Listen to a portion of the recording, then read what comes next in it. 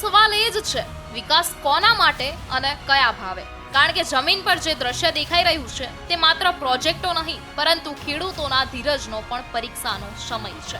ત્યારે શું છે સમગ્ર મામલો તેની વિગતવાર ચર્ચા કરીએ। સ્વાગત છે તમારું જીએસ ટીવી સ્પેશિયલમાં। હું આપની સાથે કાવ્યા શાહ। સુરેન્દ્રનગરના ધાંગધ્રા તાલુકાના કોડ કલ્યાણપુર ગામે પાવર ગ્રીડ પ્રોજેક્ટને લઈને છેલ્લા 2 દિવસથી ભારે તણાવ સર્જાયો છે। ખેડૂતોનો સ્પષ્ટ આક્ષેપ છે કે તેમની મંજૂરી વગર ખેતરમાં પ્રવેશ કરી જેસીબી અને ડમ્પરથી ખોદકામ કરવામાં આવ્યું અને ઊભા પાકને ભારે નુકસાન પહોંચાડવામાં આવ્યું। આ સમગ્ર પરિસ્થિતિ વચ્ચે સૌથી મોટો સવાલ તો એ ઊભો થાય છે કે શું ખેડૂતોને અવાજ હવે કોઈ સાંભળતું નથી કે કોઈ સુધી હવે પહોંચતો નથી? ખેડૂતોનું કહેવું છે કે તેમણે સીધા મુખ્યમંત્રી ભૂપેન્દ્ર પટેલ સુધી લેખિત રજૂઆત કરી છે, છતાં આજ દિન સુધી કોઈ સ્પષ્ટ જવાબ કે હલ મળ્યો નથી। ત્યારે બીજી તરફ પરિસ્થિતિને કાબૂમાં લેવા માટે વિશાળ પોલીસ બંદોબસ્ત ગોઠવવામાં આવ્યો છે। 700થી વધુ પોલીસ કર્મીઓ અને પીઆઈ અને ડિવિઝન સ્તરની ટીમો તૈનાત કરવામાં આવી છે। કંપનીના કર્મચારીઓને પોલીસ પ્રોટેક્શન સાથે કામગીરી આગળ ધપાવવામાં આવી રહી છે। પણ ખેડૂતોનો પ્રશ્ન સીધો અને કડક છે, જ્યારે અમારી જમીન અને પાકને નુકસાન થાય છે ત્યારે અમારી વાત કોણ સાંભળશે? અને જંત્રી મુજબ નહીં પરંતુ વાણિજ્ય દરે વળતર આપવાની તેમની માંગ પર હજુ સુધી કોઈ સ્પષ્ટ નિર્ણય કેમ નથી લેવામાં આવ્યો? ઘટના દરમિયાન 40થી વધુ ખેડૂતોને ડિટેઇન કરવામાં આવી દીધા છે અને આજે પણ પાકમાં નુકસાન થયાના આક્ષેપો સામે આવ્યા બાદ પરિસ્થિતિ વધુ ગરમાઈ છે। હકીકત એ છે કે એક તરફ વિકાસની ઝડપ છે તો બીજી તરફ ખેડૂતોની પીડા અને આક્રોશ, અને આ બંનેની વચ્ચે સૌથી મોટો સવાલ હજુ પણ યથાવત છે। શું ખેડૂતોની અવાજને સાચો ન્યાય મળશે કે પછી એ માત્ર ફાઇલોમાં જ અટવાઈ રહેશે? હાલ ગામમાં તણાવભરી શાંતિ છે, પરંતુ ખેડૂતોનો આક્રોશ સ્પષ્ટ છે। જો ન્યાય નહીં મળે તો તેઓ અહિંસક આંદોલનની ચીમકી આપી રહ્યા છે। ત્યારે આ સમગ્ર મામલે હવે ખેડૂતો શું કહી રહ્યા છે તે સાંભળી લઈએ અને ત્યાંના દ્રશ્યો પર પણ નજર કરી લઈએ। મારું નામ ઝાલા શક્તિસિંહ છે।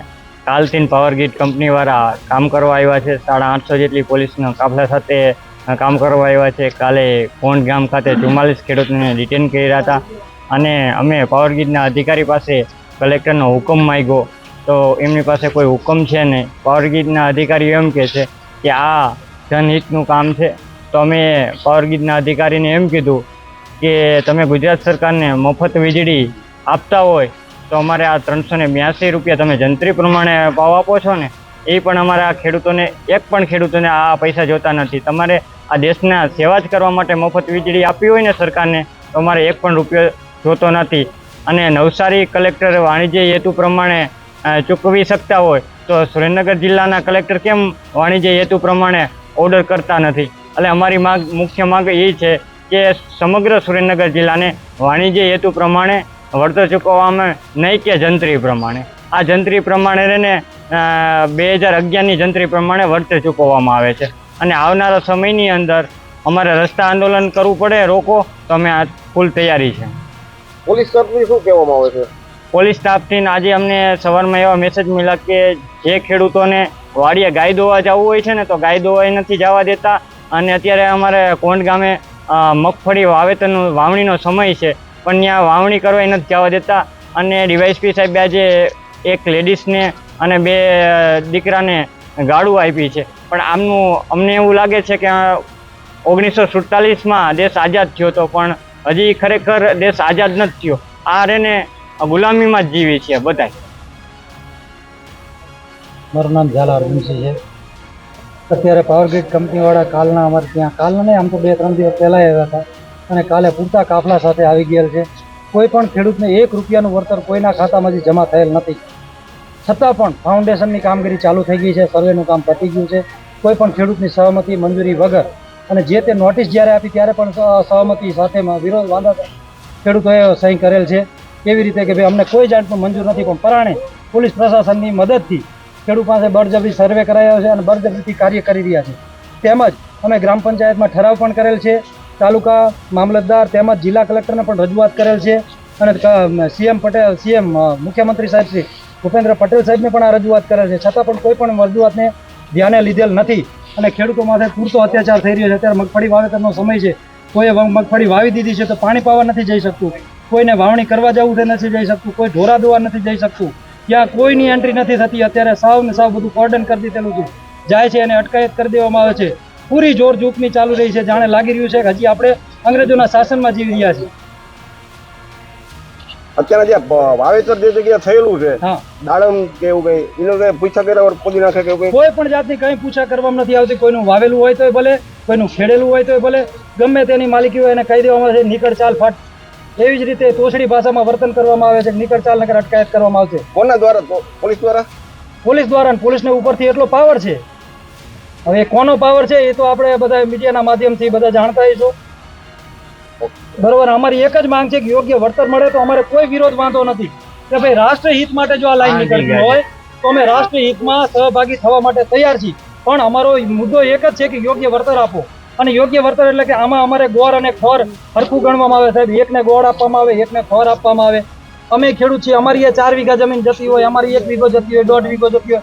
નાના ખેડૂત હોય એની નીચે એક જ બોર હોય, કોંડમાં ક્યાંક ક્યાંક પાણી થાય છે, ક્યાંક નથી. એવી જગ્યાએ એક બોર હોય, એની માથેથી લાઈન નીકળતી હોય. હવે એને જો એટલું જ વળતર મળે, નજીવું વળતર, એની તો પૂરી ખેતી પતી જાય સાહેબ. એના બાળ બચ્ચા રજડી પડે, એને મજૂરીએ જવાના દી આવે. ઇન્ડક્શન આવે એના? ઇન્ડક્શન આવે છે કે? હા. એટલે બધી જ રીતે ખેડૂત પાયમાલ થઈ રહ્યો છે. તો યોગ્ય વળતર આપે ને સરકાર અમારી રજૂઆતને ધ્યાને લે જલ્દીથી જલ્દી, એવી રજૂઆત છે સરકાર શ્રી. ગતરોજ તારીખ 25/5/2026 થી લઈ આજે 2 દિવસથી કોંડ ગામ અને એની આજુબાજુના જે પરા છે ત્યાં પાવર ગ્રીડની જે કામગીરી જે ચાલુ છે એ કનેક્શનની લાઇનની બાબતેની કામગીરીમાં પોલીસ બંદોબસ્ત રાખવામાં આવેલો છે. ગામના જે ખેડૂતો છે અને જે પાવર ગ્રીડની ટીમ છે એની વચ્ચેને ચાલતા નાના મોટા વિવાદને લઈ અને કાયદો અને વ્યવસ્થાની પરિસ્થિતિ કોઈ બગડે નહીં ના અનુસંધાને આ બંદોબસ્ત રાખવામાં આવેલો છે. હાલ જે છે 3 જેટલા ડીવાયએસપી, 12 પીઆઈ અને ટોટલ થઈને 400 જેટલા પોલીસ જવાનો છે તે અલગ અલગ 8 લોકેશન ઉપર હાલ બંદોબસ્તમાં ડિપ્લોયડ છે. આપણું પાવર ગ્રીડનું કામ જે છે અહીંયા જે ચાલે છે એ પૂર્ણ થતાની સાથે જ આ બંદોબસ્ત અહીંથી લઈ લેવામાં આવશે. અને હાલ વાતાવરણમાં કોઈ અંદરો અંદર કોઈ વિવાદ હોય, કોઈ મગજમારી હોય એવું અમારા ધ્યાને નથી. શાંતિપૂર્ણ રીતે કામ ચાલુ છે. નાના મોટા એમના જે પણ ઇસ્યુઝ છે એ ખેડૂતો, પાવર ગ્રીડની ટીમ અને રેવન્યુની જે પણ ટીમ છે એમની સાથે સંકલનમાં રહી એ લોકો જે છે એમનો એક શાંતિપૂર્ણ રીતે રસ્તો કાઢી રહ્યા છે અને બાકીની કામગીરી આગળ ચાલુ. એ તો સાહેબ એવું કહે છે કે 67 માર્ક કે વીઘા કે જે પ્રમાણે હોય એની જે મંજૂરી કોરિડોરની આપી છે એ અંગે આ લોકો મન ફાવે એમ એવી રીતના ડમ્પર જાય છે, એમના ગાડી રસ્તા બાબતે એમના ઇસ્યુ છે. એ બાબતે ટેકનિકલી એ મુદ્દો અમારા બેઠળમાં નથી, પણ જેટલું અમે જાણીએ છીએ એ મુજબ જે પણ છે એ વળતર બાબતેની ચર્ચાઓ હાલ ચાલુ. એક તરફ સરકાર ખેડૂતોના હિતોની મોટી મોટી વાતો કરે છે તો બીજી તરફ આજે એ જ ખેડૂત પોતાની જમીન અને પાક બચાવવા માટે રસ્તા પર ઊભા છે. કોટ કલ્યાણપુરમાં જે દ્રશ્યો સામે આવ્યા છે તે અનેક સવાલો ઊભા કરે છે. ખેડૂતોનો આરોપ છે કે અરજીઓથી લઈને રજૂઆતો સુધી બધું કરવામાં આવ્યું પરંતુ જવાબ કોઈએ આપ્યો નહીં અને હવે જ્યારે પાકમાં જેસીબી ફરી રહી છે ત્યારે ખેડૂત માત્ર પોતાનો હક માંગતો દેખાઈ રહ્યો છે.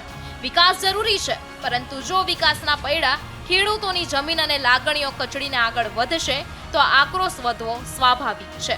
હાલ સમગ્ર મામલે તંત્ર સક્રિય હોવાનું કહેવામાં આવી રહ્યું છે પરંતુ ખેડૂતોની આંખોમાં હજુ પણ એક જ સવાલ છે, શું અમને ખરેખર ન્યાય મળશે કે પછી ફરી એકવાર ખેડૂત માત્ર વચનોમાં જ સીમિત રહી જશે?